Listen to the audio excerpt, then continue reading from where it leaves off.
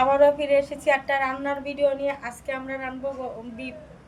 আমি প্রথমে এখানে 1.5 কেজি মাংস নিয়েছি। মাংসটা আমি ধুয়ে আমি প্রেসার কুকারে দিয়ে দিছি। লবণ দিয়ে দিব পরিমাণ মতন, পেঁয়াজ কুচি দিয়ে দিব, তেল দিয়ে দিব পরিমাণ মতন, গোলমরিচের ফাঁকি দিয়ে দিব। গোলমরিচের ফাঁকি দিয়ে দিছি। আমি বেশি মশলা দিব না, কম মশলা দিয়ে আজকে রান্না করব। আমি কাঁচামরিচ, রসুন, পেঁয়াজ আমি এগুলি বেটে নিব ব্লেন্ডারে। কাঁচামরিচ দিয়ে দিলাম, রসুন দিয়ে দিলাম, সামান্য জিরা দিয়ে দিব, সামান্য আদা দিয়ে দিলাম 1.5 চামচের মতন। আমি মশলাটা বেটে নেব। এখানে স্টার মশলা, গরম মশলা, জয়ফল, জয়ত্রী, সাদা লং, এলাচ সব মশলাই আছে। আমি এটা দিয়ে দিব, চিপড়ায় দিব। বাটা হয়ে গেছে। আমি এখন মশলাটি দিয়ে দিব। মশলাটি দিয়ে দিছি। এখানে পেঁয়াজ দিয়ে দিচ্ছি আস্তা, নাস্তা দিয়ে দিছি। আমি 4টা রসুন নিছি, 4টা পেঁয়াজ নিছি, কাঁচামরিচ নিয়ে দিলাম 4টা, 1 চামচ জিরার ফাঁকি,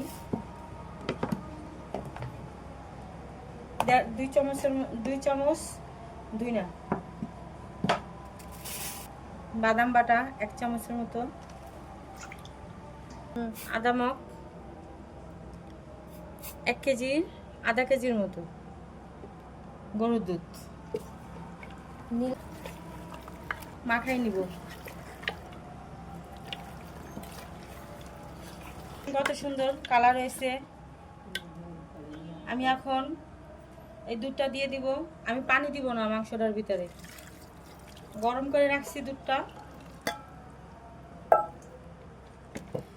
আমাদের বাড়িতে গ্যাস নাই, আমি এই জন্য কুকারে বসাইছি।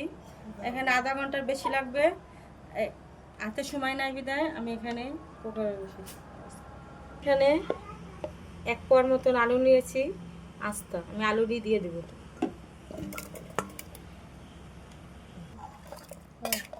মাংসটা আমি চামচটা দিয়ে মাখায় নিলাম।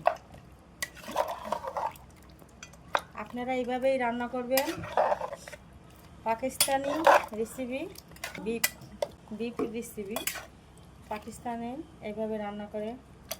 এখন ঢেকে দিব 20 মিনিটের জন্য। আমি চুলায় বসাই দিছি। আমি 20 মিনিট পর ফিরে আসবো।